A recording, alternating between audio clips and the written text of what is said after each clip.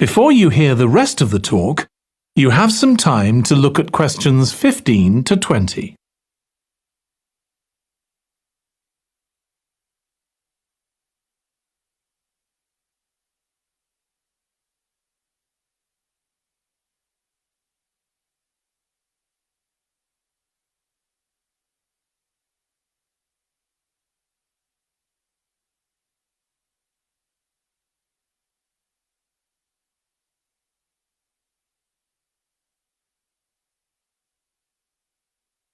Now listen and answer questions 15 to 20. OK, let me tell you about some of the changes that have been made and some things that have been retained.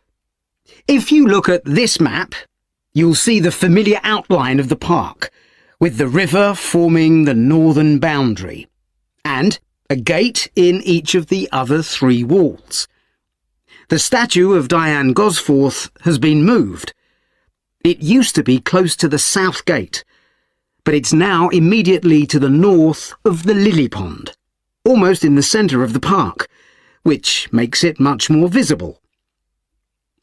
There's a new area of wooden sculptures, which are on the riverbank, where the path from the east gate makes a sharp bend. There are 2 areas that are particularly intended for children. The playground has been enlarged and improved, and that's between the river and the path that leads from the pond to the river. Then there's a new maze, a circular series of paths separated by low hedges. That's near the west gate. You go north from there towards the river and then turn left to reach it. There have been tennis courts in the park for many years, and they've been doubled, from 4 to 8. They're still in the southwest corner of the park, where there's a right-angle bend in the path. Something else I'd like to mention is the new fitness area. This is right next to the lily pond on the same side as the west gate.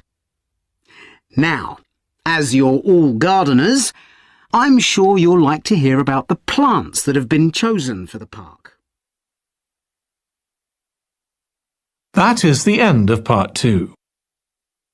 You now have 30 seconds to check your answers to part 2.